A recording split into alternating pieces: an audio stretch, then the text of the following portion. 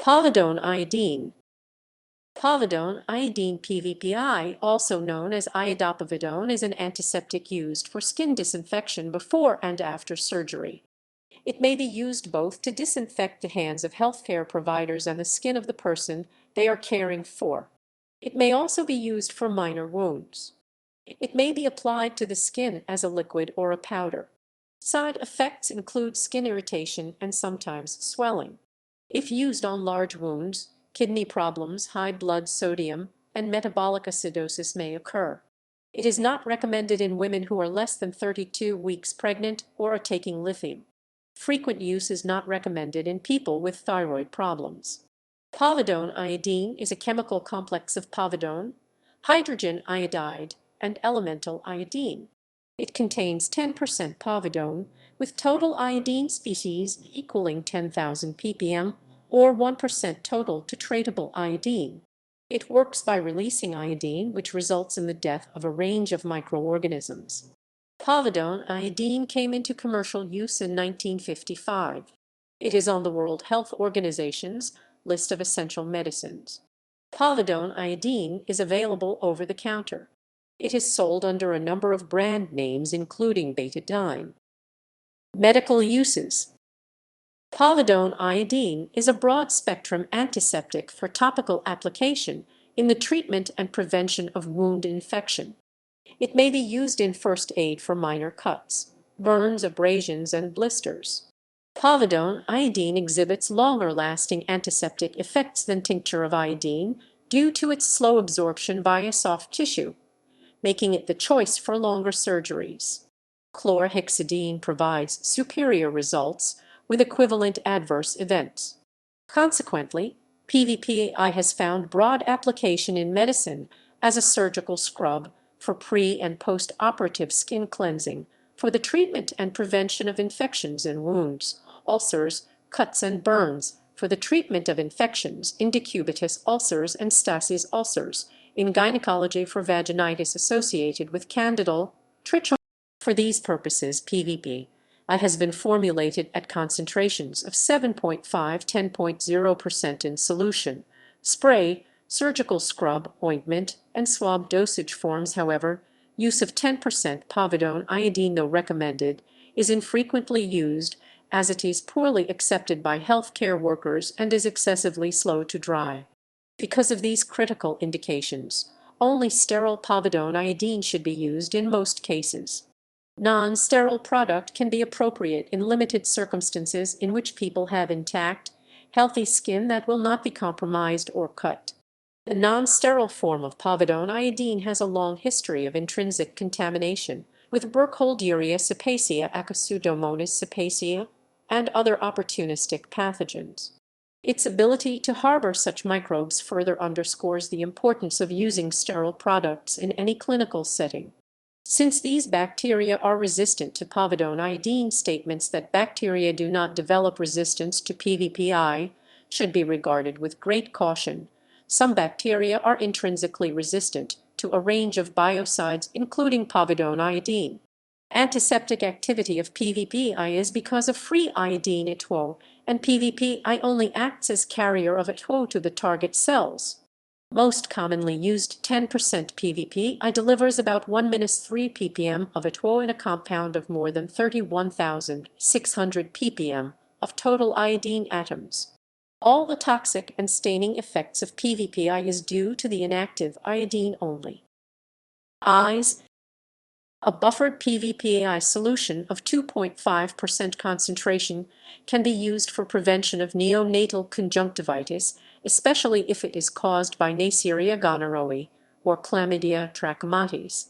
It is currently unclear whether PVPI is more effective in reducing the number of cases of conjunctivitis in neonates over other methods.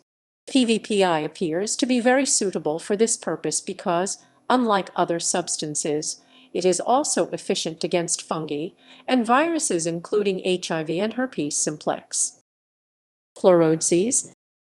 It is used in pleurodesis fusion of the pleura because of incessant pleural effusions.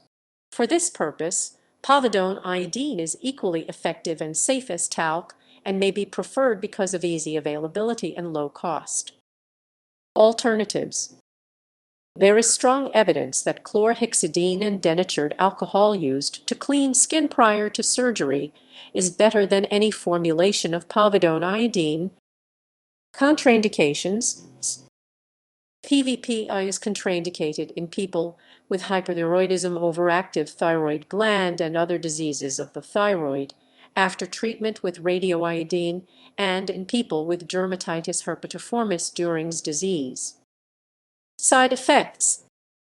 The sensitization rate to the product is 0.7%. Interactions. The iodine in PVPI reacts with hydrogen peroxide, silver, taurolidine, and proteins such as enzymes, rendering them and itself ineffective. It also reacts with many mercury compounds, giving the corrosive compound mercury iodide, as well as with many metals, making it unsuitable for disinfecting metal piercings.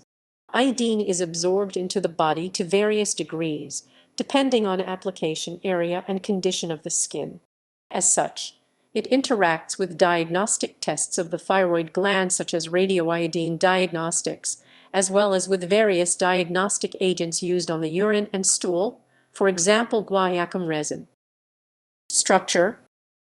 Povidone-iodine is a chemical complex of the polymer povidone polyvinyl pyrrolidone and triiodide 3. It is soluble in cold and mild warm water, ethyl alcohol, isopropyl alcohol, polyethylene glycol, and glycerol. Its stability in solution is much greater than that of tincture of iodine or Lugol's solution. Free iodine, slowly liberated from the povidone-iodine PVP, I complex in solution, kills cells through iodination of lipids and oxidation of cytoplasmic and membrane compounds.